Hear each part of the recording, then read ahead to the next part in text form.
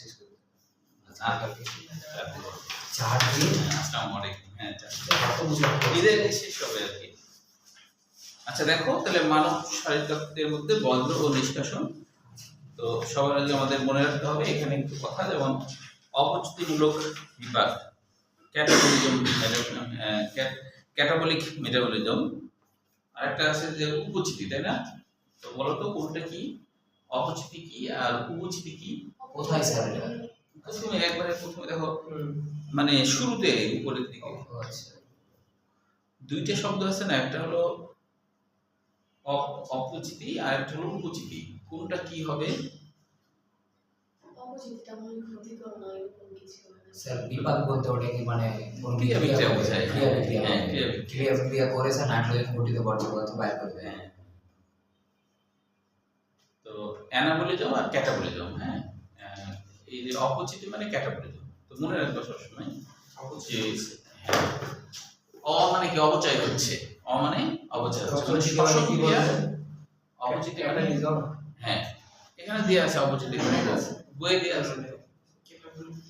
আর যেটা উপচিতি মানে যেটা হস্য দিয়ে হয়, এরকম উপচিতি, এই উপচিতি হস্যটা একটু কেমন হয়ে গেল, উপচিতি। হ্যাঁ, এটা এই উপচিতি মানে হলো অ্যানাবলিজম। আর অপচয় মনে রাখবা, তার মানে হলো শ্বসন ক্রিয়া যে হচ্ছে না, এটা হলো অপচিতি, মানে অপচয় হচ্ছে, মানে গ্লুকোজের অপচয় হচ্ছে না, এটিপি তৈরি হচ্ছে ঠিক আছে, কিন্তু গ্লুকোজ তো অপচয় হয়ে গেল, খরচ হয়ে গেল। তাহলে খরচমূলক যে বিক্রিয়াগুলো হয় সেটা হলো সবসময় হলো অপচয় মানে অপচিতি, ঠিক আছে?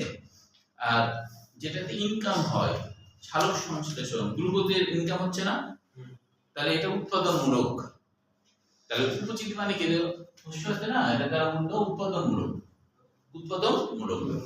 অ্যানাবলিজম তার মানে মনে রাখবা আনে কিছু একটা আনে, অ্যানাবলিজম মানে কিছু একটা আনে। আর ক্যাটাবলিজম মানে কি, কাটে কুটে সব শেষ করে ফেলে, কাটে কুটে সব ধ্বংস করে ফেলে। তো এটা এমনি মনে রাখবা, অনেক সময় পরীক্ষায় আসে। এখন দেখো রেচন, প্রথমে আগে বুঝতে হবে রেচন জিনিসটা আসলে কি। যেমন ধরো আমরা রেচন মানে মনে করি যে রেচন মানে হলো বজ্র পদার্থ। আমাদের হাগু কি বজ্র পদার্থ না? এটা তো বজ্র পদার্থ। তাহলে এটা কেন রেচন হচ্ছে না? আমরা হাগুকে কিন্তু রেচন বলি না, রেচন পদার্থ বলি না, বলি না, কিন্তু হাগুকে রেচন পদার্থ কিন্তু বলি না, তাই না?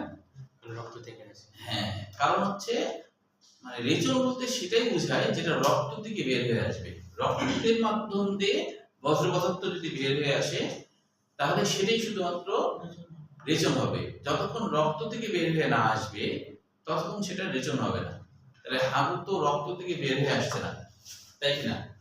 পরিপাক তন্ত্রের মধ্যে ক্রিয়া বিক্রিয়ার মাধ্যমে পুষ্টিগুলা রক্তে যাচ্ছে, কিন্তু রক্ত থেকে তো বজ্র পদার্থ সাধারণভাবে আসে না, কিছু আসে, সাধারণভাবে আসে না। এই জন্যে হাগুকে কিন্তু বজ্র পদার্থ বলবো, তবে রেচন পদার্থ বলবো না। এটাও বজ্র পদার্থ, তাই না? এটা তো আরো বেশি মাত্রার বজ্র পদার্থ, ঠিক না? যে অনেক ছোট বাচ্চারা আছে যে এই ছোটকালে যে প্রসাব আর পায়খানা তো বলতে পারে না, তখন ধরো এরকম বলে যে যে আমার হলো গন্ধওয়ালা হাগু চাপছে। গন্ধওয়ালা হাগু মানে ওটা তো হাগু তো গন্ধ, তাই না? তারপর ওটাকে কিন্তু আমরা বজ্র পদার্থ বলছি না, আমরা প্রসাবকে বজ্র পদার্থ বলছি। তাহলে রেচন মানে হলো রক্তের মধ্যে থেকে বের হয়ে আসা বজ্র পদার্থ, এটা হলো রেচন। এটা মাথায় রাখতে হবে। হ্যাঁ, তাহলে ঘাম যেটা হচ্ছে এটা রক্তের মাধ্যমে বের হয়ে আসা। আমরা যে কার্বন ডাই অক্সাইড ছাড়ছি, এটাও কিন্তু রক্তের মাধ্যমে বের হয়ে আসা বজ্র। বুঝতে পারছো? তার মানে আমাদের প্রধান রেচন অঙ্গ হলো বৃক্ক, আমাদের প্রধান রেচন অঙ্গ হলো বৃক্ক বা কিডনি, কিন্তু আনুষঙ্গিক রেচন অঙ্গ কোনটা? আমাদের ফুসফুস, আমাদের ঘর্মগ্রন্থি বা আমাদের চর্ম, এটা হলো আনুষঙ্গিক। বুঝতে পারছো? যে অনেকে ডায়াবেটিস থাকে, তাদের হলো দেখা যায় যে কার্বন ডাই অক্সাইডের সাথে সাথে কিছু অ্যামোনিয়াম জাতীয় পদার্থ বের হয়ে আসে সরাসরি, মানে নিঃশ্বাসের সাথে। এগুলো বজ্র, মানে ফুসফুস থেকে আসলে এটা রক্তের মাধ্যম দিয়ে আসে, কারণ ফুসফুসে অ্যালভিওলাতে আশপাশে রক্ত জলক আছে না, তো রক্তের থেকেই তো কার্বন ডাই অক্সাইড ট্রান্সফার হলো ফুসফুসে, তারপর তো ফুসফুস থেকে আমরা নাক দিয়ে বের করে দিচ্ছি। তাহলে এটা বজ্র পদার্থ। এবং এটা রক্ত থেকে আসছে, তাই এটা হলো রেচন অঙ্গ, এই রেচন পদার্থ। বুঝতে পারছো? কিন্তু হাগু কিন্তু রেচন পদার্থ না, এটা মাথায় রাখতে হবে। হ্যাঁ, এখন পরীক্ষা যদি আসে কেন হাগু হচ্ছে রেচন পদার্থ না, তাহলে তুমি তখন এটা বলবা, যদি এরকম প্রশ্ন আসবে না। কিন্তু যদি দিয়ে দেয় তাহলে বলতে হবে যে হাগু তো রক্তের মাধ্যম দিয়ে বের হয়ে আসে কিছু না, তাই এটা। তাহলে রেচন কাকে বলে? এখানে তো এটা ধরো ক্লিয়ার নাই, খালি এটুকু লেখা আছে যে প্রক্রিয়ায় নাইট্রোজেন ঘটিত বজ্র পদার্থ দেহ থেকে নিষ্কাশিত হয়, কিন্তু এই যে রক্ত থেকে বের আসে এটা তো নাই, যার জন্য এই ছেলেমেয়েরা কিন্তু বুঝে না যে রেচন আসলে কি। তাহলে কাকে বলে এটা মনে রাখবো। পাশে মনে রাখবো মানুষের প্রধান রেচন অঙ্গ পদার্থ কি কি? অ্যামোনিয়া, ইউরিয়া, ইউরিক অ্যাসিড, এটা জানো তোমরা। ইউরিকোপ্রম, তাই না? ইউরিন মানে তো প্রস্রাব, ইউরিন মানে প্রস্রাব, প্রম মানে এর মধ্যে যে রঞ্জক পদার্থ থাকে, এটা হলো ইউরোপ্রম, ইউরিন মানে প্রস্রাব। তারপরে হচ্ছে প্রধান রেচন অঙ্গ হচ্ছে কি? বৃক্ক, এটা তো আমরা আগে থেকে জানি। এখানে আরেকটা কথা মনে রাখতে হবে, অন্য বই আছে, সজীব অবস্থায় বৃক্কের রং কেমন? লালচে হলুদ। সজীব অবস্থা মানে জীবন্ত, সজীব, লালচে, লালচে হলুদ। সজীব অবস্থায় মানে জীবন্ত অবস্থায়, মারা যাওয়ার পর না। হ্যাঁ, সজীব অবস্থায়, জীবন্ত অবস্থায় দেখতে কেমন? অপারেশন যারা করে তারা তো দেখতে পাচ্ছে, ধরো তখন তারা দেখছে যে এটা এরকম। হ্যাঁ, এই যেমন এটাও পরীক্ষা খুব আসে, যে অ্যাডমিশনও আসে, এটা বোর্ড পরীক্ষাও আসে, সেটা হলো যে মানুষের যে নাইট্রোজেন ঘটিত যৌগ বা রেশন পদার্থ সেগুলো কি? যেমন urea, uric acid, ammonia, protein, nucleic acid, যা প্রয়োজনের অতিরিক্ত অ্যামিনো অ্যাসিড থেকে উৎপন্ন হয়। আর এখানে ইউরিটেলিক প্রাণী আর কি কারা? মানুষ সহ স্থূল ও সামুদ্রিক প্রাণী, অর্থাৎ যারা হচ্ছে যেসব প্রাণীরা ইউরিয়াকে রেচন পদার্থ রূপে ত্যাগ করে। তাহলে নিম্নের কারা হলো ইউরিটেলিক প্রাণী? তাহলে উত্তর হলো মানুষ সহ কিছু স্থূল সামুদ্রিক প্রাণী। এখন বলছি ইউরিকোটেলিক মানে ইউরিক অ্যাসিড, ওটাকে ইউরিকো বলা হচ্ছে, ইউরিক অ্যাসিড ওটাকে ইউরিকো বলা হচ্ছে। হ্যাঁ, তো ইউরিক অ্যাসিডকে যারা রেচন পদার্থ হিসেবে বের করে, যেমন পতঙ্গ, সাপ, টিকটিকি, পাখি। তাহলে অ্যামোনোটলিক মানে কি? অ্যামোনিয়াকে যারা রেচন পদার্থ হিসেবে ছাড়ছে তারা হচ্ছে এগুলো মনে রাখবে। এই যে পিত্তরঞ্জক, যকৃত পুরাতন গ্রন্থিগুলোকে হিমোগ্লোবিন ভাঙনের ফলে বিলিরুবিন ও বিলিভার্ডিন নামক পিত্তরঞ্জক উৎপন্ন হয়। অতিরিক্ত গুলা বের হয়ে যায়, কিছু পুনরায় কাজে লাগে, তাই না? এই পিত্ত রস তৈরিতে কাজে লাগে। ঘাম, এর এই ঘামের কথাটা বলা হচ্ছে যে খনিজ লবণ এবং অল্প পরিমাণে ইউরিয়া নির্গত হয়।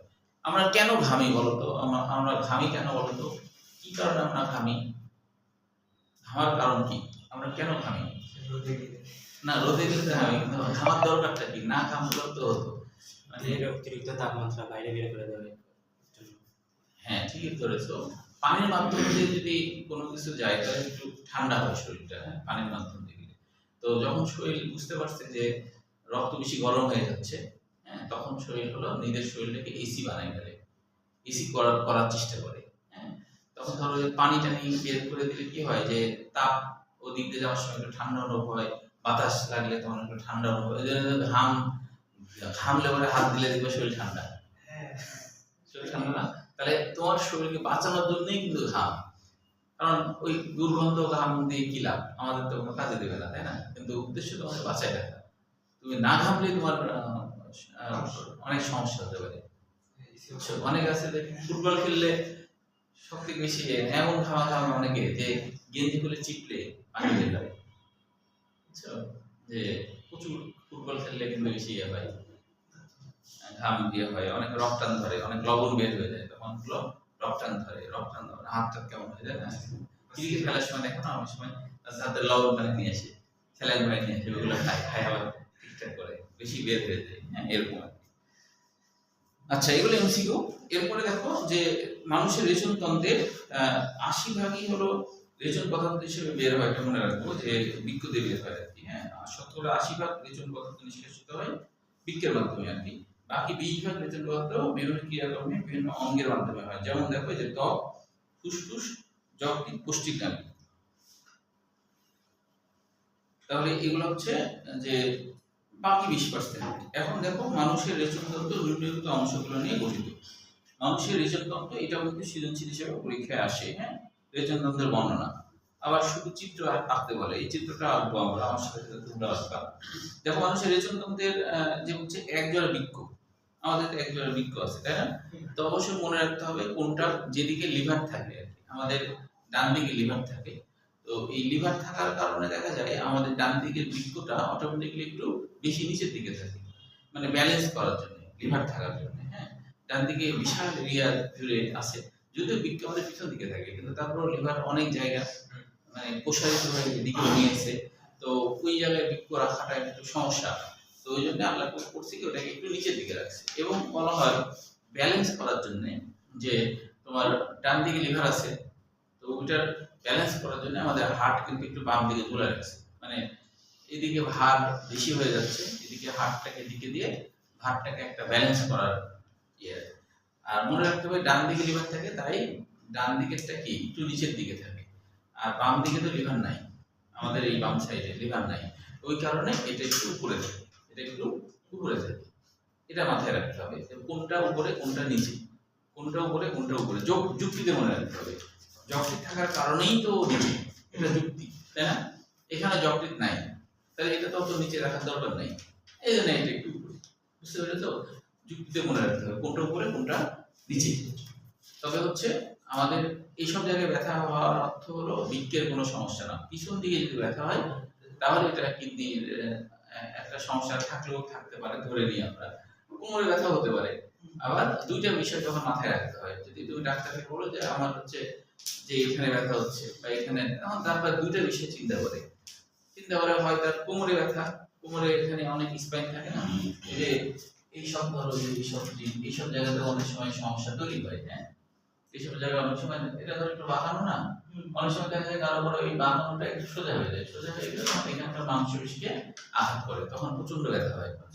হ্যাঁ, ওই সোজা হয়ে গেলে তো আর ঠিক করা যাবে না, ওটা সারা জীবনের রোগ, ওটা সারা জীবনের রোগ, ঠিক করা যাবে না, সোজা হয়ে গেছে। এখন যিনি বানাইছেন তিনি ঠিক করলে করবে, সেটা ভিন্ন কথা, স্বাভাবিকভাবে ঠিক করার উপায় নাই, এটা তো বাঁকানো, সোজা হয়ে গেছে। হ্যাঁ, তাহলে ঠিক করা যাবে না। তাহলে ধরো ডাক্তাররা তখন চিন্তা করছে যে হয় হলো এটার সমস্যা হয়েছে অথবা কিডনির সমস্যা হয়েছে। বুঝতে পারছো? এখন হচ্ছে যে যে অর্থোপেডিক্সের ডাক্তার হলে ও চিন্তা করবে যে যেন এই স্পাইনারি সমস্যা হয়, তাহলে আমাদের শরীরে থাকবে। আর যদি আলট্রাসাউন্ড করে দেখা যায় যে ওর কিডনির সমস্যা, তাহলে তো আমরা আমাদের রোগীটা হারাই ফেললাম, আর তো দিয়ে তো আমি ইনকাম করতে পারবো না। তখন তো বলতে হবে আপনি তাই না কিডনি বিশেষজ্ঞ বলছিলাম, ঠিক না? তো তাহলে এখানে দুইটা বিষয় তখন মাথায় থাকে ডাক্তারদের, যে হয় তার কিডনি সমস্যা, আর নইলে তার হচ্ছে যে তখন অবশ্য প্রশ্ন করে যে আপনার কি প্রস্রাবের সমস্যা হচ্ছে কিনা, প্রস্রাবে জ্বালা পোড়া হচ্ছে কিনা। পাশাপাশি যদি ওটাও থাকে তখন ডাক্তার অনেকটা নিশ্চিত হয় যে তার মানে কিডনি গেছে, এখন আপনি মারাও যেতে পারেন। হ্যাঁ, এটা যদি একটু দেখা যায় সোজা হয়, মারা যাবে না, সারা জীবন কষ্টে থাকবে। কিন্তু কিডনি যদি কিছু হয়ে যায় তাহলে মারা যাওয়ার সম্ভাবনা বেশি, কারণ কিডনির সাথে কানেকশন আছে, একটার সাথে একটা নষ্ট হলে আরেকটা নষ্ট হয়ে যায় অনেক সময়, বুঝছো? এবং কিডনি হলো 50% বেশি নষ্ট না হলে তুমি টেরই পাবে না। 50% যখন বেশি নষ্ট হয়ে যাবে অকেজন, তখন টের পাবে, তখন তোমার ব্যথাটা কমে যাবে। এই জায়গায় বেশি ধরা খায়। সবথেকে বেশি ক্ষতি করে কিসে স্যার? হ্যাঁ, কিডনিতে ইফেক্ট ফেলে সবথেকে বেশি। আচ্ছা, ইফেক্ট ফেলে মূলত আসলে যে যে স্থাপন যন্ত্র, আমাদের যে কিডনির মধ্যে যে নেফ্রন গুলো আছে, নেফ্রন, ওইখান থেকে যে রক্ত থেকে বজ্র পদার্থ স্থাপন করতে সমস্যা হয়, ওখানে যদি ইনফেকশন হয়, ওখানে ইনফেকশন হয় তখন ব্লক হয়ে যায়, মানে রক্ত জালকের রক্ত ওই যে গ্লোমেরুলাস আছে না, যে এরকম একটা পেঁচানো জিনিস থাকে, তাহলে এখানে অনেক পেঁচানো থাকে, তো অনেক সময় এই জায়গায় ইনফেকশন হয়। এই জায়গায় ইনফেকশন হলে রক্তগুলো তখন পুষ্ট জমে আছে, রক্তের বজ্র পদার্থগুলো তখন আউটসাইড আসতে পারছে না, যে এই সাইড আসতে পারছে, তখন কি যে এখানে তো আসতে হবে, তার কিন্তু নিচের দিকে আসতে পারে না, ওইটা হলো সবথেকে ডেঞ্জারাস। এটা হলে মানুষ তাড়াতাড়ি মারা যায়, মানে তাদের 3 দিনের মধ্যে ধরা না পড়লে মারা যাবে, ডায়ালিসিস না হলে মারা যাবে, ওটা সবথেকে বেশি মারাত্মক। কিন্তু দেখা যাচ্ছে একবার তো সব ব্লক হবে না, একটু করে হতে হতে তোমার ধরো সবগুলোতে আক্রান্ত হয়েছে, যখন তোমার হচ্ছে 50% বেশি সমস্যা, তখন তুমি বুঝতে পারবা। তখন বুঝতে পারলে তো তখন তোমার প্রায় মানে ডাক্তারের কাজ তেমন একটা থাকে না, এমন সময় ধরা পড়ে। যেমন একজন ডাক্তারের কাজ থাকে, সেটা হলো ডক্টর আজরাল ইসলাম। উনি তোমার হচ্ছে যে তখন আর কি যা ব্যবস্থা নিবে আর কি, হ্যাঁ এরকম। আচ্ছা, তাহলে এক জোড়া বৃক্ক থাকে, এটা তো আমরা জানলাম এক জোড়া রেচন নালী বা ইরেটর বলা হয়। রেচন নালী বা ইরেটর, এর আরেকটা নাম আছে গোবিনী বলা হয়, এটা আমরা আঁকবো। ইরেটর আরেকটা নাম গোবিনী। গোবিনী মানে কি জানো, যে যে যে আর কি যেসব যে কি করে বহন করে নিয়ে যায়, গোবিনী মানে যে বহন করে নিয়ে যায়। একই জিনিসের অনেক নাম, দেখো রেচন নালী, ইরেটর, গোবিনী। গোবিনী মানে যে বহন করে নিয়ে যায়, গোবিনী মানে যে বহন করে নিয়ে যায়, যে বহন করে নিয়ে যায় তাকে গোবিনী বলে, নিয়ে যায় তাকে গোবিনী বলে। মূত্রথলি তো একটাই থাকে, এটা তো আর দুইটা থাকার সুযোগ নাই। আবার মূত্র নালীও একটাই, এটা তো আর দুইটা থাকার কোনো সুযোগ নেই, একটা দিয়ে হবে আর কি। এখন দেখো বৃক্ক সম্পর্কে বলা হচ্ছে, এখানে হলো এমসিকিউর জন্য অবশ্যই মনে রাখতে হবে যে দ্বিতীয় নম্বর লাইনে যে বৃক্কের উপরের প্রান্ত দ্বাদশ থোরাসিক কশেরুকার নিচে। দ্বাদশ থোরাসিক কশেরুকা মানে কি? থোরাসিক কশেরুকা মানে এইগুলা বক্ষীয় কশেরুকা, হ্যাঁ এই যে এইগুলা এখানে যে কশেরুকা আছে না, এই যে ছোট ছোট যে অস্থি, কশেরুকার বাংলা অর্থ কিন্তু হলো মেরুদণ্ডের ছোট অস্থি, মেরুদণ্ডের ছোট ছোট অস্থি, এটা হলো কশেরুকার বাংলা অর্থ। তাহলে দ্বাদশ বুঝতে পারছো, যেখানে সার্ভাইকাল কশেরুকা শেষ, বুকের কশেরুকা শুরু হলো, গুনে গুনে গুনে গুনে ধরো এটা হলো 10 হলো, দ্বাদশ মানে 12, দ্বাদশ তো তাই না, দশম না, দ্বাদশ। তাহলে ওইখানে তাহলে হচ্ছে দ্বাদশ থোরাসিক কশেরুকার নিচে এবং নিচের প্রান্ত তৃতীয় লাম্বার কশেরুকা, তার মানে লাম্বার মানে কোমর বা কুটি দেশীয়, এই যে এইটা ধরো এটা হলো তৃতীয় নম্বর কুটি দেশীয়, এখানে শেষ হয়েছে আর কি, তাই বলছে, এটা মনে রাখতে হবে। তারপর হলো বৃক্ক দেখতে অনেকটা সিম বিচের মতো, বৃক্ক দেখতে অনেকটা সিম বিচ আছে না, ওটার মতো। হ্যাঁ, রেচন নালী বা ইরেটর বা গোবিনী, এখান থেকে মনে রাখতে হবে প্রত্যেকটা নালী 25 সেন্টিমিটার লম্বায় হয়, কত? 25 সেন্টিমিটার। মূত্রথলিতে একটা পেশি আছে, এই পেশির নাম মনে রাখতে হবে ডেট্রেসর পেশি।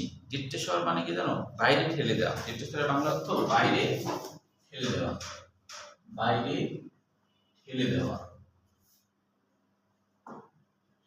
দেওয়া, বাইরে ঠেলে দেওয়া। ডেট্রেসরের বাংলা অর্থ বাইরে ঠেলে, যে পেশিটা বাইরে ঠেলে দেয়, সংযোগ করে বাইরে পাঠায় দেয়, এটা হলো ডেট্রেসর। হ্যাঁ, প্রস্রাব এখানে আসলে, মূত্রথলিতে প্রস্রাব আসলে কি হয়, তখন হচ্ছে যে সংকোচন করতে থাকে সমানে। হ্যাঁ, সংকোচন করলে কি, তখন অটোমেটিক তোমার বেগ অনুভব হবে, তখন তুমি বাইরে যাবা।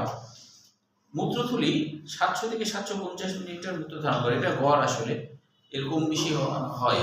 হ্যাঁ, যেমন সর্বোচ্চ 1000 মিলিলিটারও ধারণ করা যায়। মানে এটা তুমি হচ্ছে স্বাভাবিক না অস্বাভাবিক, মানে তুমি ধরো চেষ্টা করে, যেমন আমার একটা ছাত্র একবার আমাকে বলছিল, বাসাবাড়িতে একটা ছাত্র, যে ও হচ্ছে পানি অনেক বেশি করে খেয়েছে, প্রস্রাব করেনি, পানি বেশি করে খেয়েছে, খাওয়ার পরে তারপরে অনেক যখন আর সহ্য করতে পারেনি, তখন ও প্রস্রাব করতে গেছে, তো প্রস্রাব করতে তাই মাপ দিতে 2 লিটারের একটা 7-আপের বোতল নিয়ে গেছে বাথরুমে, যাই ওই 7-আপের বোতল ধরে প্রস্রাব করছে, করে দেখছে পুরোপুরি তোমার হচ্ছে, ও না ওটা 1 লিটারের ছিল, পুরোপুরি 1 লিটার প্রস্রাব, মানে যেটুকু খালি থাকে 1 লিটার প্রস্রাব, 2 লিটার না 1 লিটার প্রস্রাব হয়েছে। তাহলে কি করলাম এটা, তো বলছে যে সিপি লাগায় বাইরে ফেলে দিচ্ছে। তাহলে সিপি লাগায় মানুষ তো ফাইনালি বিপদ না, সিপি লাগানো কি দরকার, সিপি লাগায় ফেলে দিতে। চিন্তা করো, কেউ মনে করতে পারে ভুল করে কেউ নিয়ে যাওয়ার সময় হয়তো বোতলটা আর্থিক করে গেছে, বাড়িতে নিয়ে গেলে কি হবে, সিপি লাগায় ফেলে দিচ্ছে। হ্যাঁ,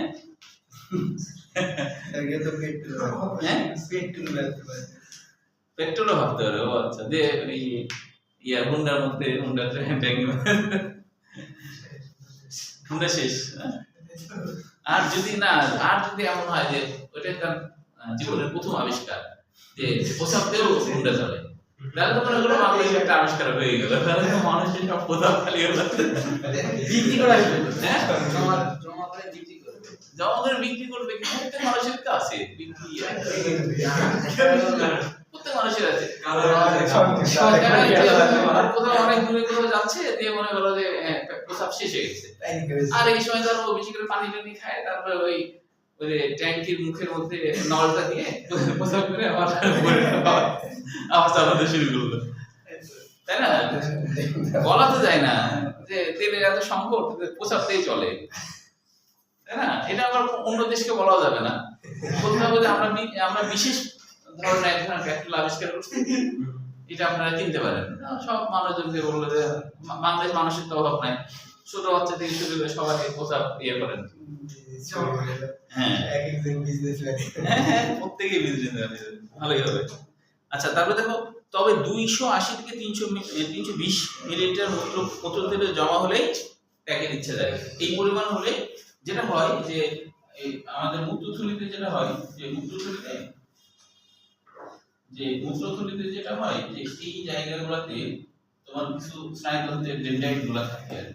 হ্যাঁ, তো এইগুলাতে পানি টাচ লাগে যখন, তো নিচের দিকে থাকে না, যখন এটা ধরো প্রায় 300 মিলিলিটার হয়ে গেল, এখান থেকে শুরু হয় এটা, তখনই এখান থেকে দিয়ে আসে, মানে একটু হলে কিন্তু প্রচার টানবে না, ওইভাবে আল্লাহ বানাইছে, ওখানে ডেন্ড্রাইট দেয়নি, মানে একটু যখন উঁচুতে আসে ওইখানে তোমার দিয়ে আসে। তবে নড়াচড়া খুব বেশি করলে একটু জমলেও প্রচার চাপতে পারে, কারণ হচ্ছে যে ওই মাঝে মাঝে ওখানে টাচ করবে আর কি। হ্যাঁ, তখন তো প্রচার চাপবে, তো ওইভাবে আল্লাহ বানাইছে, না হলে তো 1 ফুট প্রচার জমলেতেও প্রচার চাপবে, ডেন্ড্রাইট একটু পুড়ে করে দিচ্ছে, ওই জন্য 320 মিলিলিটার মূত্র জমা হলে। এখন দেখো মূত্র নালী বা ইউরেথ্রা, এখানে মনে রাখতে হবে প্রাপ্তবয়স্ক পুরুষে এই নালীর দৈর্ঘ্য কত, এটা হলো পুরুষের ক্ষেত্রে, কিন্তু হলো নারীর ক্ষেত্রে ছোট, 3.5 থেকে 4, এটা মনে রাখতে হবে। আচ্ছা, এখন এই ছবিটা আমার সাথে সাথে আঁকো সবাই, তাহলে প্র্যাকটিসটা হয়ে যাবে। এটা পরীক্ষায় অনেক সময় আসে, মানুষের রেচনতন্ত্রের ছবি, মানুষের রেচনতন্ত্র।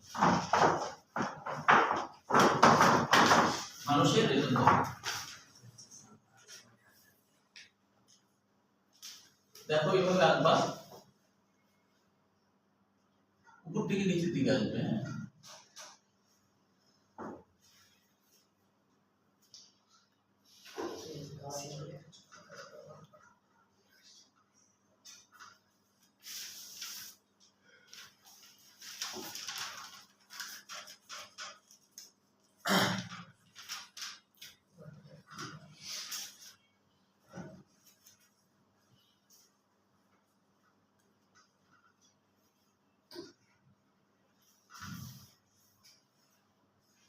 তুমি লিখো করো,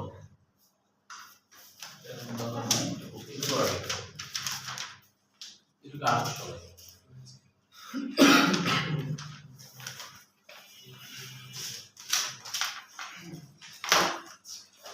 একটা হলো, একটা হচ্ছে ধনী, আর একটা শিয়া।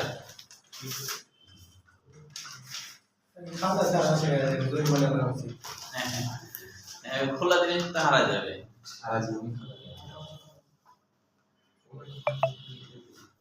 বুঝছে? একটু গাধা হয়েছে সবার।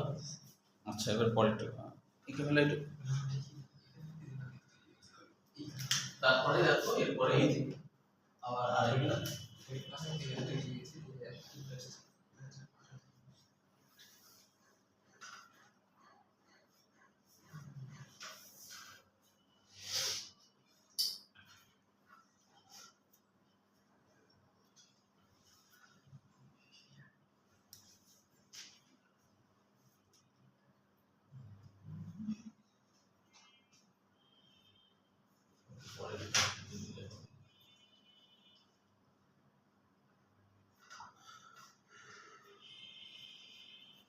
স্লিপ করে, এই মার্কারি কলমটা বোর্ডে স্লিপ করে।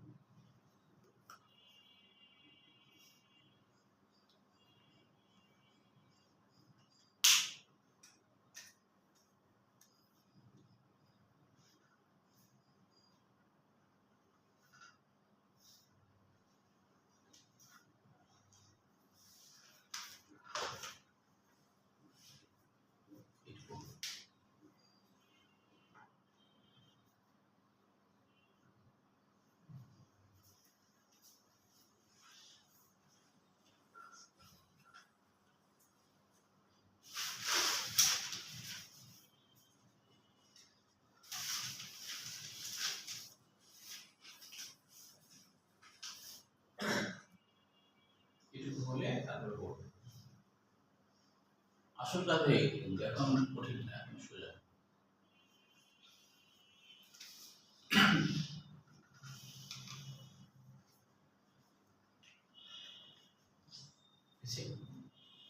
সবার হচ্ছে এটা, আমি দিয়েছি একটু আগে দিয়েছি।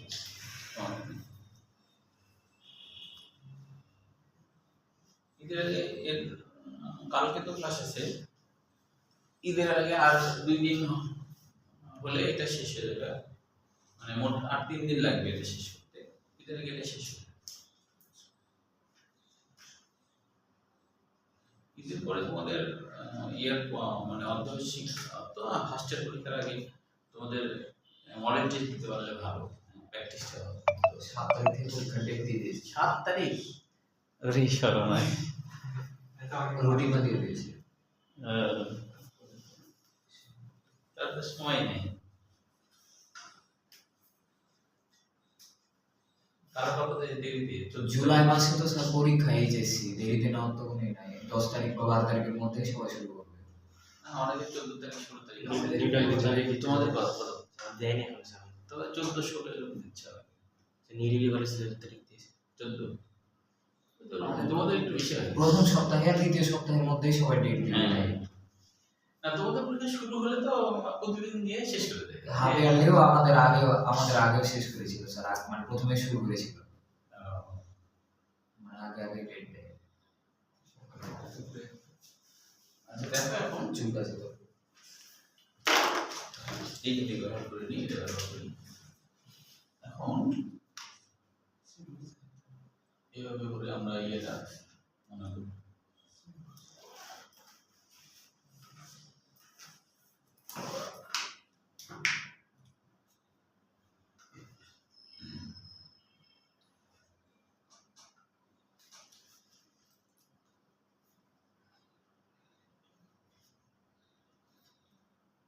রাখবো।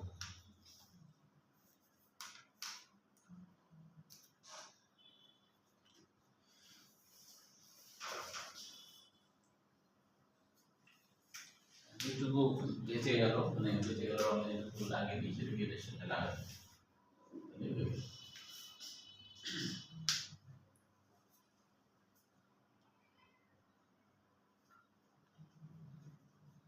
একইভাবে এদিকেও, তবে এটা একটু উঁচাতে, এটা একটু নিচাতে, তাই এটা একটু উঁচাতে আসবো, উঁচাতে আসবো, উঁচাতে আসবো।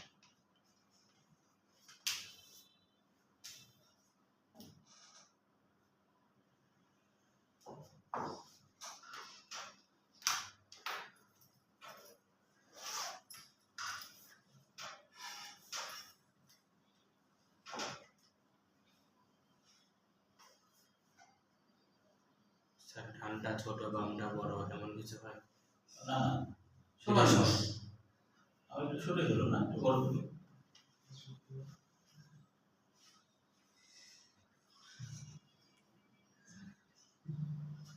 দুটাই সেম হয়, খালি উপরে আর নিচেই যাওয়া।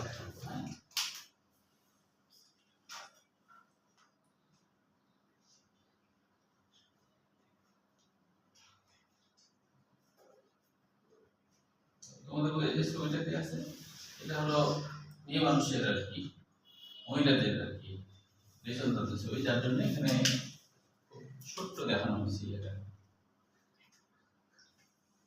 কোথাও করে না।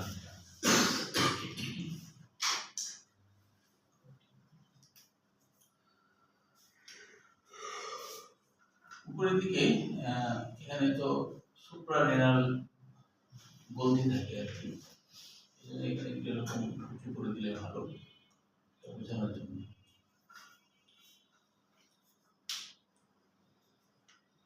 তাহলে লালটা মনে করো ধমনী, আর এটা হলো শিরা, এটা মনে রাখতেই হবে। এটা ধরো ধমনী আর নীলটা হলো শিরা, নীলটা হলো শিরা। এটা সেই গবিনী বা ইউরেটার বা গবিনী, গবিনী বা ইউরেটার বা বৃক্কনালী। এটা হলো মূত্রনালী, এটা হলো মূত্রনালী, মূত্রনালী। আর এটা হলো মুক্ত থলি। তারপরে এটা হলো ডান বৃক্ষ, আর এটা হলো বাম বৃক্ষ।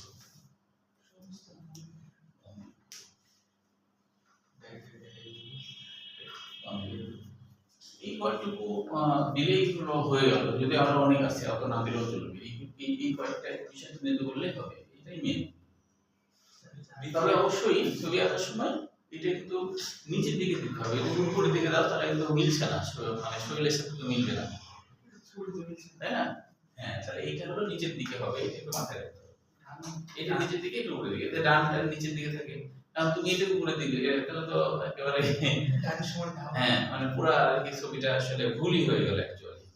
কারণ হচ্ছে যে যেমন না তুমি তার ব্যতিক্রম কিছু আঁকছো, ঠিক না? একটা গ্রন্থি আছে, হ্যাঁ, সুপ্রারেনাল গ্রন্থি বা অ্যাড্রিনাল গ্রন্থি, এটার নাম অ্যাড্রিনাল গ্রন্থি বা সুপ্রারেনাল। এখানে একটা গ্রন্থি আছে যেটা মোটা বললাম, এটাকে বলা হয় সুপ্রারেনাল গ্রন্থি বা অ্যাড্রিনাল গ্রন্থি। হ্যাঁ, আচ্ছা, এইটুকু চিহ্নিত করলেই হয়ে গেল। তোমার হচ্ছে আর অন্য কিছু চিহ্নিত না করলেও চলবে। হ্যাঁ, তাহলে এটা সৃজনশীলের জন্য এই গোটাটার বর্ণনা, এটা সৃজনশীল। আরেকটা সৃজনশীলের জন্য আছে, সেটা হলো বৃক্কের গঠন ও কাজ এইখানটাতে। হ্যাঁ, তো এখানে আরেকটা বিষয় মনে রাখতে হবে, মহিলাদের ক্ষেত্রে তো এটা ছোট, এখানে পুরুষদের ক্ষেত্রে হলে তো বড়। তো এখানে পুরুষদের কিন্তু আঁকা মানে এটা মহিলাদের আঁকা, তাই না? এই জন্যই এটা ছোট, এটা মাথায় রাখতে।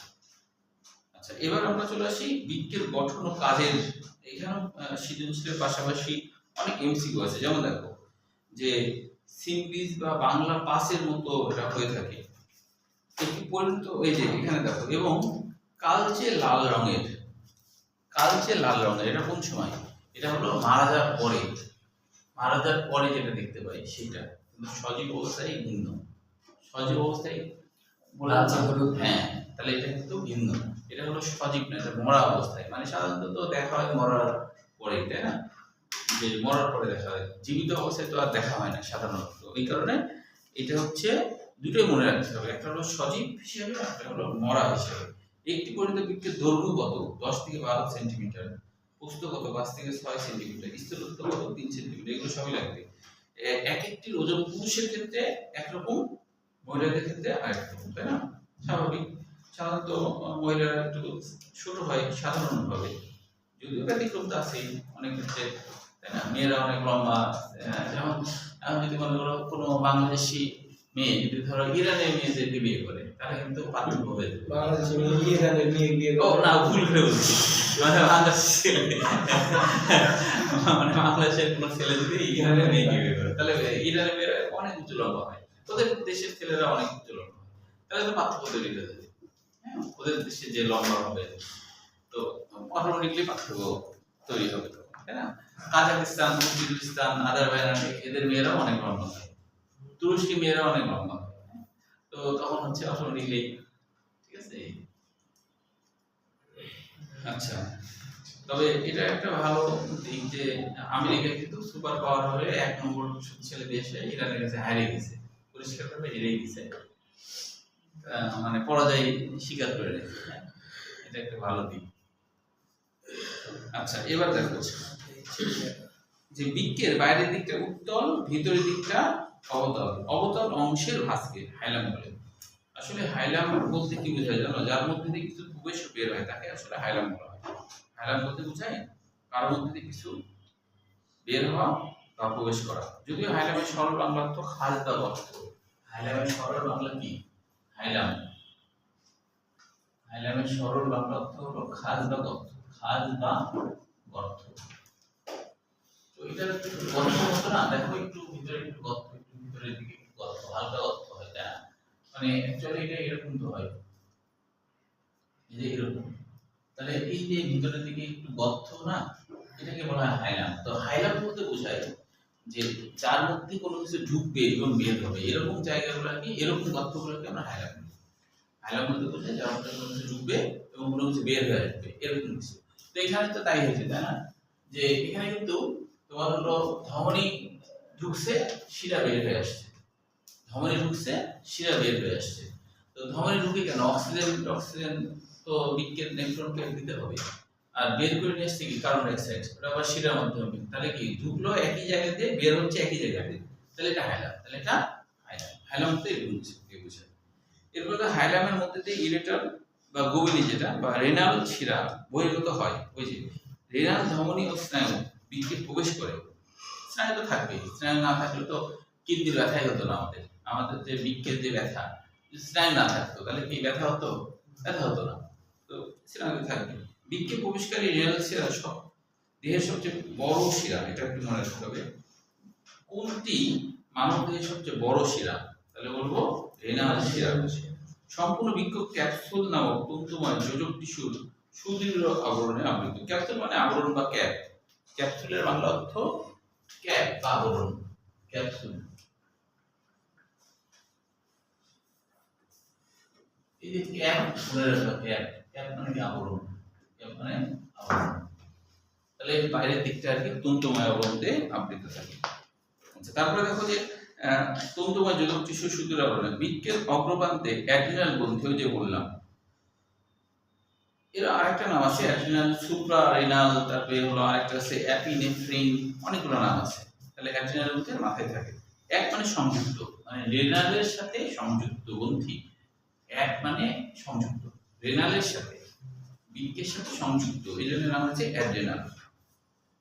আচ্ছা, তাহলে বাহ্যিক গঠন এমসিকিউ, কিন্তু অন্তর্গঠনটা কিন্তু সৃজনশীল হিসেবে পড়তে হবে। অন্তর্গঠন, বাহ্যিক গঠন এমসিকিউ আর অন্তর্গঠন সৃজনশীল। এখন দেখো অন্তর্গঠনে কি কি বিষয় আছে। বৃক্কের লম্বচ্ছেদে তিনটি সুস্পষ্ট অংশ দেখা যায়। এখানে অনেক কিছু বোঝার আছে। বাইরে অবস্থিত অপেক্ষাকৃত গাঢ় অঞ্চলটি কর্টেক্স। বাইরে অবস্থিত অপেক্ষাকৃত গাঢ় অঞ্চল মানে যে অ্যাকচুয়ালি যে এর ভিতরের দিকে মনে করো এরকম কিছু রেনাল পিরামিড থাকে। পরে আমি ভালো করে রাখবো, এখন হালকা করে রাখছি। এরকম এরকম অংশ, এগুলোকে বলা হয় রেনাল পিরামিড। এখন এই বাইরের দিক, এই রেনাল পিরামিড থেকে বাইরের দিক, এটা মনে করো এরকম একটা অঞ্চল। তাহলে এই যে এই অংশটাকে বলা হয় কর্টেক্স। কর্টেক্স মানে হলো প্রাচীর। কর্টেক্স মানে প্রাচীর। কর্টেক্স বলতে শক্ত প্রাচীর, এরকম কিছুকে আমরা কর্টেক্স বলি। এখন বলছে এর বাইরের দিকটা কর্টেক্স, আর মাঝখানে হালকা লাল রঙের মেডুলা। তাহলে মাঝখানে হলো মেডুলা। মেডুলা বলতে আমরা বুঝি সফট কিছুকে, বা ভিতরের দিকে সফট কিছু, মানে তার মানে এই যে এই ভিতরের যে দেখছি এটাকে মেডুলা বলছে, আর বাইরেটা হলো কর্টেক্স। ভিতরের দিকে কিছুটা সফট হয়, এরা অত শক্ত হয় না। সফট কিছুকে আমরা মেডুলা বলি, ভিতরের দিকে সফট কিছুকে আমরা মেডুলা বলি। তাহলে ভিতরের দিকে সফট কিছু মেডুলা, এমন বলছে ভিতরে মেডুলা। এবং তার ভিতরে আবার পেলভিস। পেলভিসটা কি? দেখো পেলভিসটা হলো, একটু এখানে আরেকবার আঁকাই, যে মনে করো এভাবে করে দিছে। এখন এই জায়গা তো তোমার হচ্ছে যে এরকম,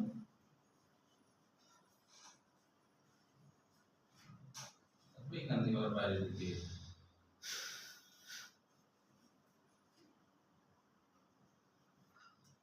তাহলে এই জায়গাটার নাম হলো পেলভিস। এইখানে কিন্তু অসংখ্য ছিদ্র থাকে, ওই ছিদ্র দিয়ে পোশাকগুলো এখানে জমা হয়। তো যে জায়গায় জমা হয় তার নাম পেলভিস। পেলভিসের বাংলা অর্থ কিন্তু বেসিন। পেলভিস এর বাংলা অর্থ কি জানো? বেসিন। পেলভিস এর বাংলা অর্থ হলো বেসিন। বেসিন চিনো? হ্যাঁ, বেসিন চিনো। এর বাংলা অর্থ বেসিন। বেসিন যেমন ইয়ে হয় না, হাত ধোয়ার পরে ওর মধ্যে সবকিছু পড়ে, তাহলে এখানে কিন্তু কি হয়, যে প্রস্রাবগুলো আসে প্রথমে এইখানে জমা হয়, বেসিনে জমা হয়। তো ওটা বলা হয় বেসিন। হ্যাঁ, তারপরে দেখো যে বলছে মেডুলা পেলভিস গেল। বৃক্কের সর্ববস্ত ও শক্ত তন্তুময় যোজক টিস্যুতে অসংখ্য রেনাল কর্পাসল খালি চোখে দেখা যায়। রেনাল কর্পাসল মানে কি জানো? রক্ত পরিশোধনকারী উপাদান। রেনাল কর্পাসলের বাংলা অর্থ রক্ত পরিশোধনকারী উপাদান। রেনাল কর্পাসল রক্ত পরিশোধনকারী উপাদান। রেনাল কর্পাসলের অপর নাম রক্ত পরিশোধনকারী উপাদান। লিখছো? আচ্ছা, রক্ত পরিশোধনকারী উপাদান, এটাকে বলা হয় রেনাল কর্পাসল। তাহলে এটা থাকে ও নিউট্রনের অংশবিশেষ নিয়ে কর্টেক্স গঠিত। এখানে কিন্তু নেফ্রনের অংশ হিসেবে থাকে।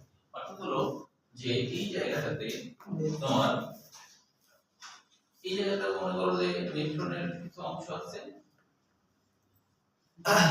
আবার এর মধ্যে ঢুকে এইভাবে করে থাকে, এখানে কিন্তু সংরোধ নালিকা থাকে।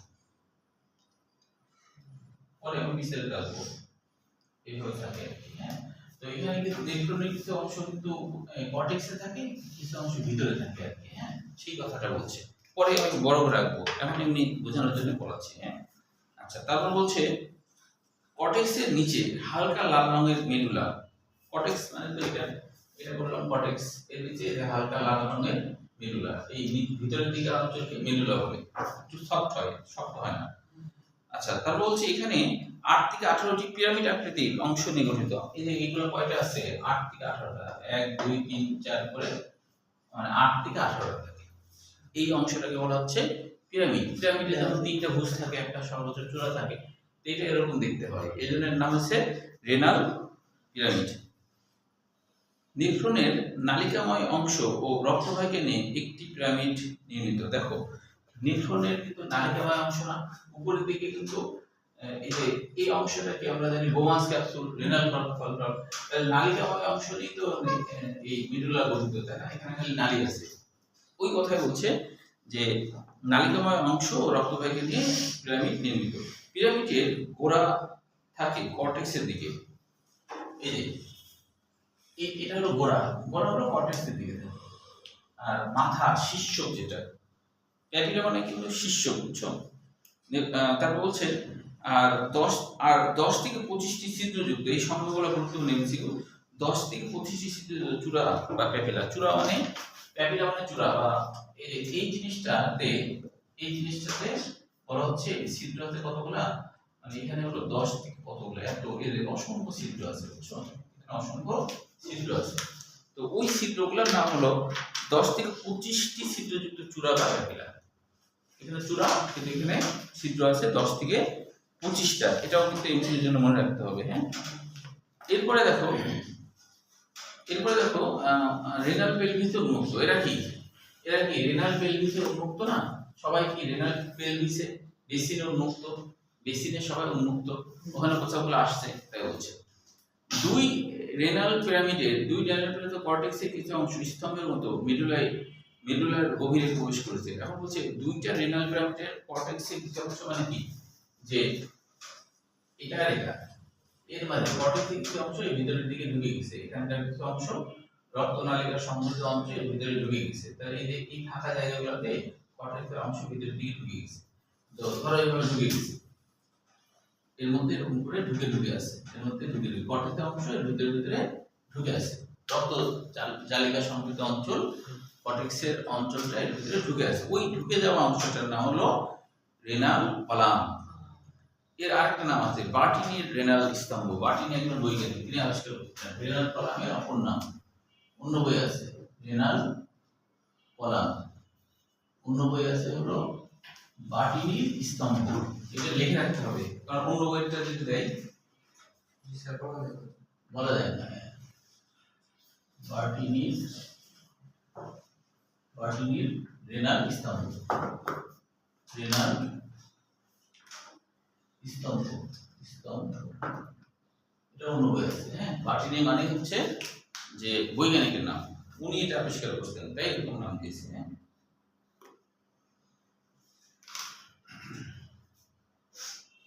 আচ্ছা, তারপরে দেখো লেখছে এটা বার্টিনির রেনাল স্তম্ভ। আচ্ছা, এবার বলছে যে বৃক্কের অভ্যন্তরে অবস্থিত ইউরেটার বা গোবিনী, যেটা ইউরেটারের অংশটি উপরের দিকে ফানেলের মতো প্রসারিত অংশে পরিণত হয়ে রেনাল পেলভিস তৈরি করে। ফানেলের মতোই তো, তাই না? এটা কি ফানেলের মতো না? এই জিনিসটা এটা প্রসারিত হয়েছে হয়ে এখানে পেলভিস গঠন করছে। এটা গোবিনী বা ইউরেটার, এটা উপরের দিকে কি হয়েছে? প্রসারিত হয়েছে হয়ে কি পেলভিস গঠন করছে। বুঝলেন? পেলভিস গঠন করছে। আচ্ছা, প্রশস্ত পেলভিসটি উপর দিকে কয়েকটি শাখা প্রশাখায় রূপ নিয়েছে। উপরের দিকে এসে অনেক শাখা প্রশাখায় রূপ নিয়েছে। ওই শাখাগুলো আলাদা নাম দেখো, এটা আমি একে বোঝাবো যে প্রশস্ত পেলভিস উপরের দিকে এসে কয়েকটি শাখা প্রশাখায় রূপ নিয়েছে। এর মধ্যে 2-3টি হচ্ছে প্রধান শাখা বা মেজর ক্যালিক্স। এই সংখ্যাটা মনে রাখতে হবে, জিনিসটাকে আমি বলছি। আর আরেকটা বলছে প্রত্যেকটা মেজর ক্যালিক্স আবার 8 থেকে 18টি মাইনর ক্যালিক্স সৃষ্টি করে। ক্যালিক্স মানে আসলে বীতি। হ্যাঁ, এটা কিভাবে হয় দেখো আমি একটু বুঝাই। এটার কাহিনীটা কি? এটা কাহিনীটা হলো যে এখানে মনে করো এই যে এই জিনিসটা হলো সেই রেনাল পিরামিড, এরকম অনেকগুলো রেনাল পিরামিড।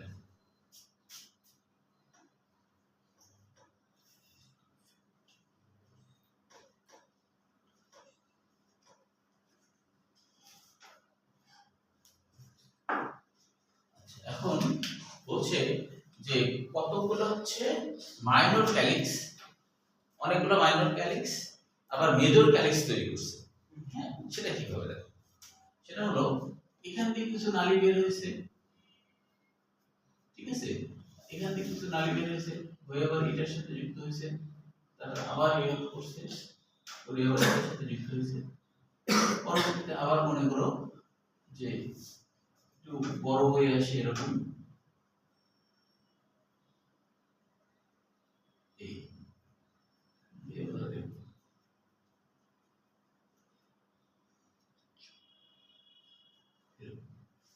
এরকম অসংখ্য আছে। কিন্তু এখন এই অংশগুলোর নাম হলো যে এই অংশগুলোর নাম মাইনর ক্যালিক্স।